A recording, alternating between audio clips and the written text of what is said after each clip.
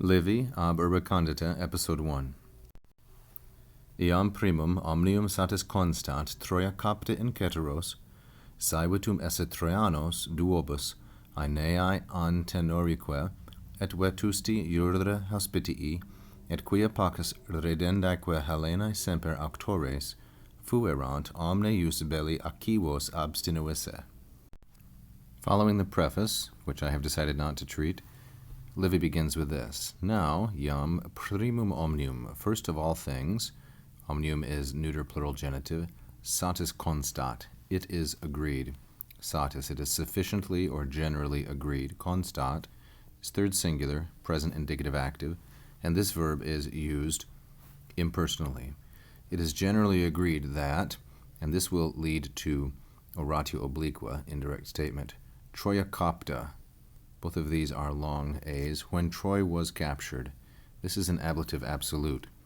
Capta is from the verb capio, third conjugation verb, capio capere. And here we have it in the fourth principal part, the perfect passive form, captus aum. It is modifying the noun Troia, which is also in the ablative.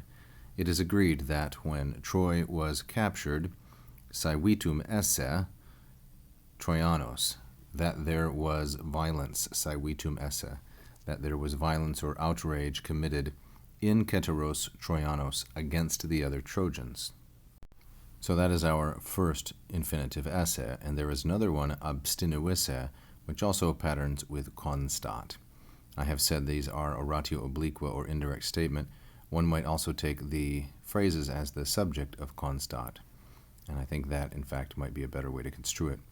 And secondly, that duobus, against two of them, namely Aeneas and Antenor, et.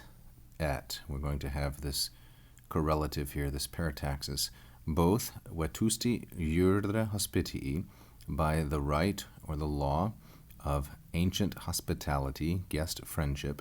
Urbe is neuter, singular, ablative, while vetusti hospitii is neuter, singular, and genitive, both by the right or the principle of ancient friendship, and here is now the second reason, because quia, of peace, pacus, feminine, singular, genitive, and of returning Helen, redendae Helenae, feminine, singular, genitive, both of peace and of, we might say, the plan to return Helen, semper auctores fuerant, they, meaning Aeneas and Antenor, always had been auctores, instigators or leaders.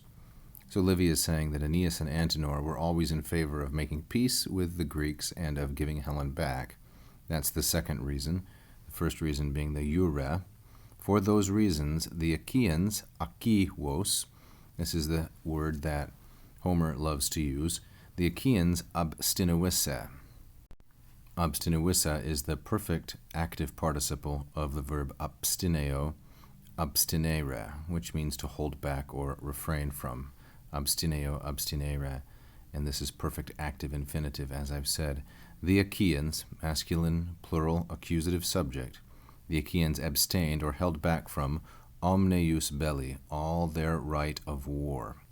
You might say they abstained from exercising their entire right of war against duobus, two of them.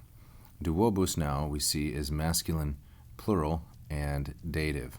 I'm taking this as a dative of disadvantage, dativus incommodi, and then Aeneae, masculine singular dative, and Antenori, masculine singular dative, are in apposition with duobus, this substantive adjective.